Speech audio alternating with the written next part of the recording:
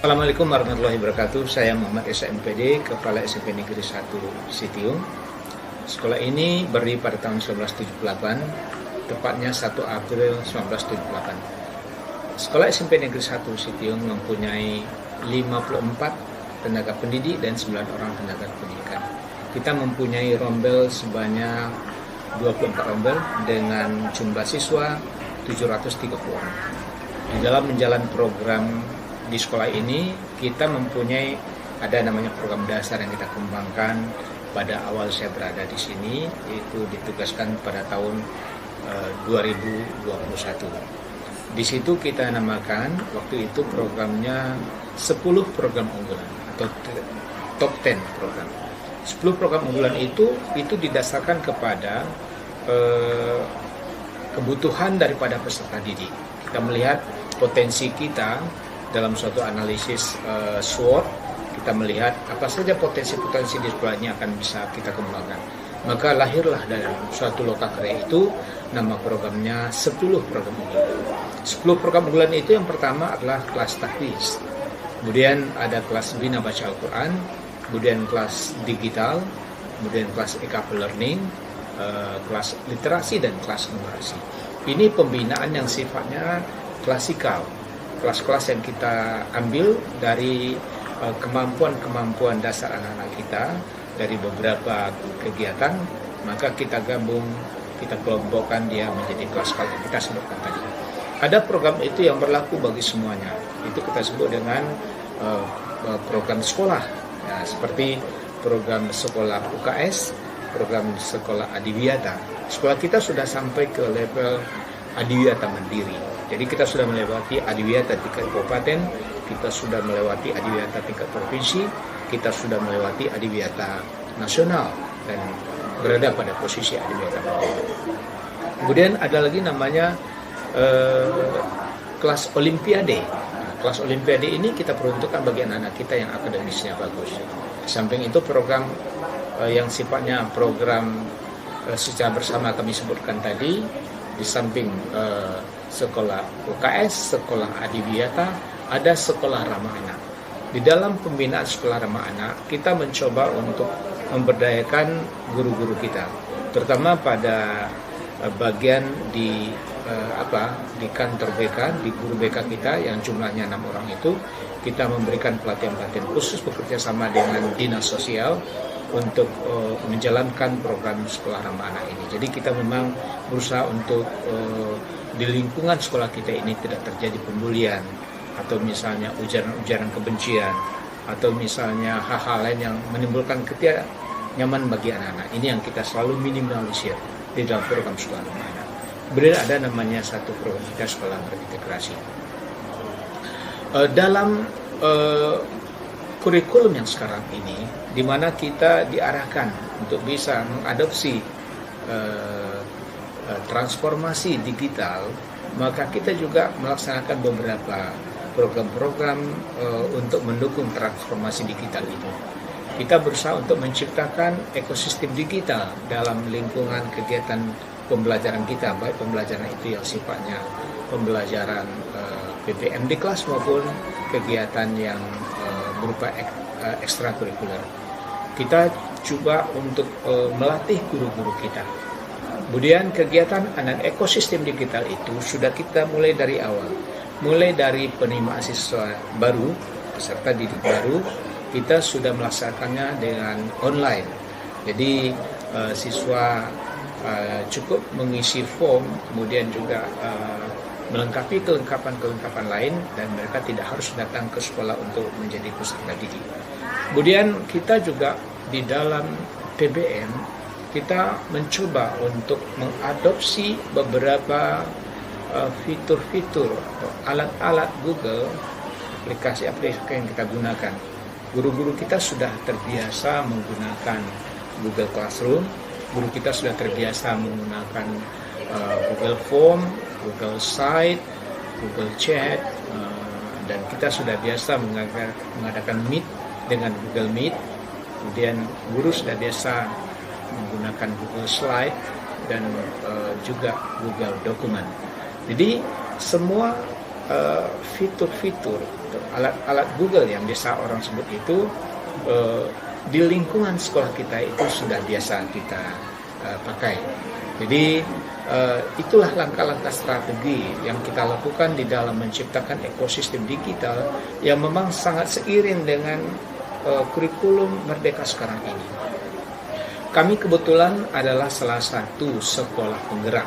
Kita ditetapkan sebagai sekolah penggerak itu mulai tahun 2022 dan ini akan berlangsung sampai 2025 untuk pilot projectnya. Kemudian nanti tugas kita setelah tahun 2025 itu adalah untuk membimbing sekolah-sekolah lain di dalam pengimbasan implementasi kurikulum Merdeka ini. Tapi di dalam melaksanakan program mulai tahun 2022 itu kita secara berkala juga sudah mulai mengimbaskan implementasi kurikulum Merdeka itu melalui guru-guru kita. Kita mempunyai namanya komite pembelajaran yang kita bentuk di awal ketika program PSP ini digulirkan. Kemudian juga seiring dengan pelaksanaan kurikulum Merdeka ini, kita juga mendorong guru-guru kita untuk masuk sebagai guru penggerak. Kita sekarang punya 7 orang guru penggerak yang sangat membantu kita, dan 7 guru orang penggerak ini langsung kita masukkan ke dalam komite pembelajaran di sekolah kita. Dengan adanya 7 orang guru penggerak, dengan adanya pun juga sebagai sekolah penggerak di mulai dari tahun 2022 itu, atmosfer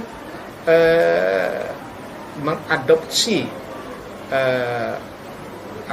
iklim digital itu di lingkup sekolah kita ini betul-betul sudah bisa dilaksanakan. Kita sudah terbiasa melaksanakan program komunitas belajar. Bisa kita melaksanakan program komunitas belajar itu setiap minggunya pada hari Jumat setelah aktivitas belajar mengajar. Guru-guru kita itu sudah biasa secara terjadwal berkumpul mulai jam 2 itu sampai jam setengah 4 pada hari Jumat. Pada hari Jumat itu di minggu pertama biasanya kita melaksanakan komunitas belajar untuk guru-guru atau fasilitator kelas 7, yang Jumat minggu kedua itu fasilitator kelas 8 atau guru kelas 8. Untuk minggu ketiganya fasilitator atau guru kelas 9. Pada minggu keempat kita mengadakan komunitas belajar kombel bersama untuk seluruh kita. Disitulah guru berbagi praktik baik, menyampaikan karya-karyanya di hadapan teman-teman kita yang lain. Jadi aktivitas-aktivitas itu semua kegiatan-kegiatan berbagi praktik baik kepada teman-teman di dalam komunitas belajar. Tentu saja menggunakan alat-alat Google di dalam dalam kegiatan-kegiatan itu. Kita sudah sangat merasakan manfaat-manfaat yang kita rasakan di mana transformasi digital itu sangat membantu guru kita mentransfer ilmu kepada peserta didik. Kita berharap nanti ke depannya program ini akan berlanjut terus. Kita lihat semangat guru kita sangat luar biasa, dorongan daripada pemerintah daerah kita oleh Bapak Kepala Dinas, oleh Bapak Bupati di dalam memberikan kesempatan kepada sekolah yang sangat cepat merespon adanya transformasi teknologi dan transformasi digital di dalam sekolah ini, itu diberikan perhatian khusus kepada sekolah-sekolahnya. Kemudian kami bisa melangkah lebih cepat lagi ke depan demi peserta didik kita. Terima kasih. Assalamualaikum warahmatullahi wabarakatuh.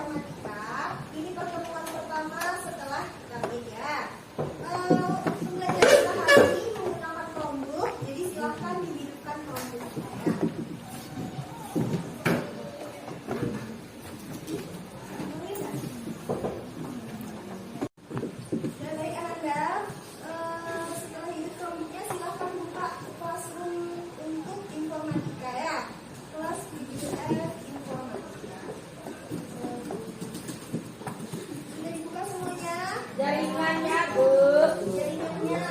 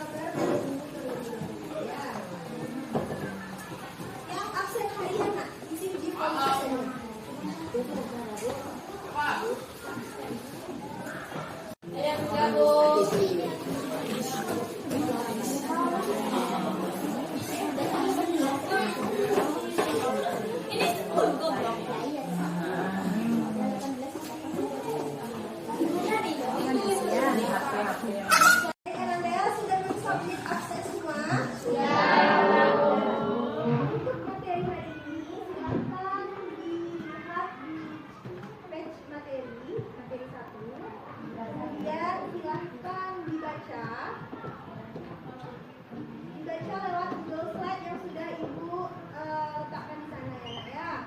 Kemudian sembari Ananda membaca akan Ibu coba terangkan. Udah Pak? Baik Ananda, itu materi terakhir kita hari ini tentang jenis-jenis atau tipe dari UI User Interface. Nah sekarang silakan dibuka kembali classwork atau tugas yang ada di Classroom. Kemudian ada kuis di sana Ananda. Silakan jawab kuis yang ada di sini. Kemudian silakan kerjakan sendiri, dilarang untuk membaca. Kemudian jika sudah silakan serahkan tugas. Ini apa yang ada?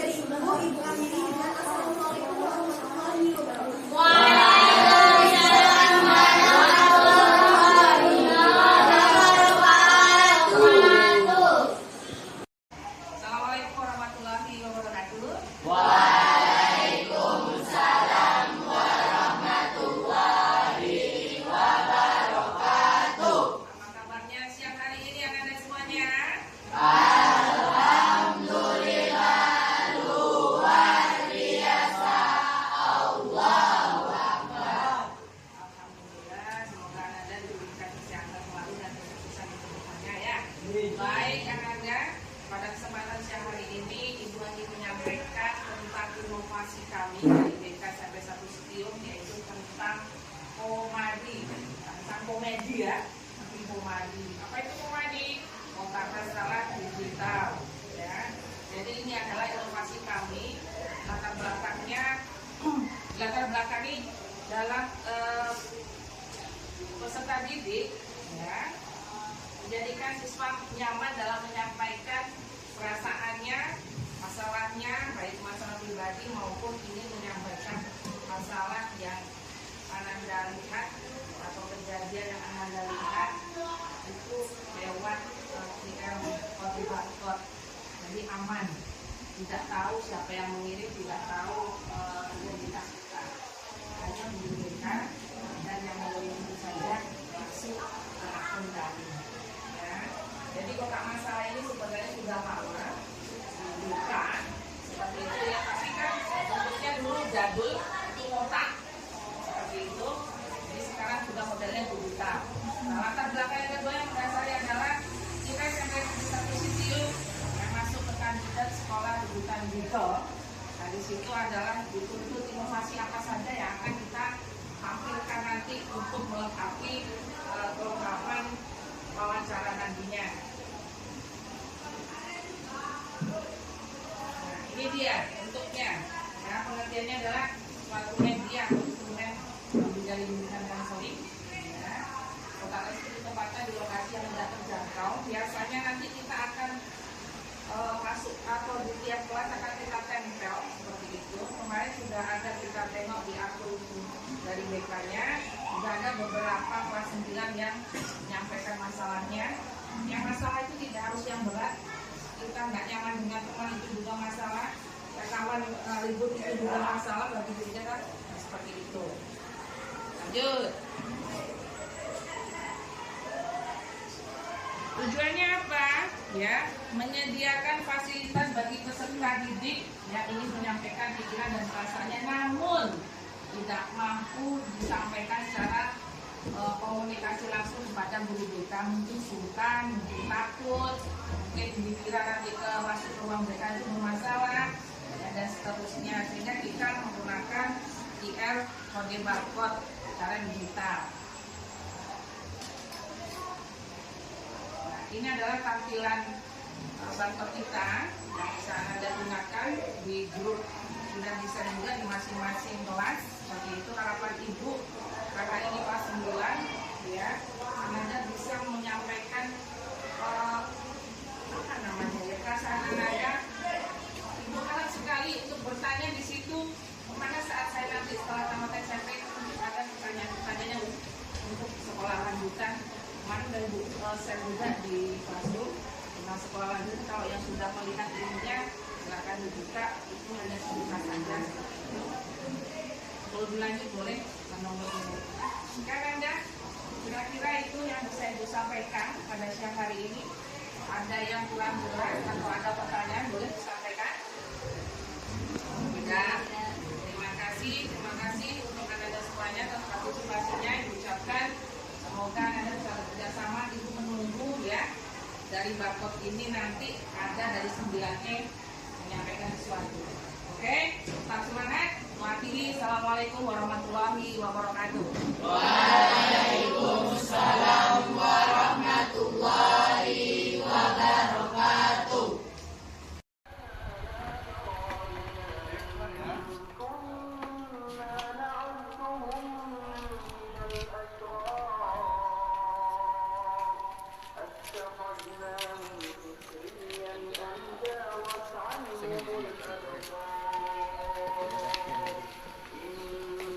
Silakan, yang dulu Pak.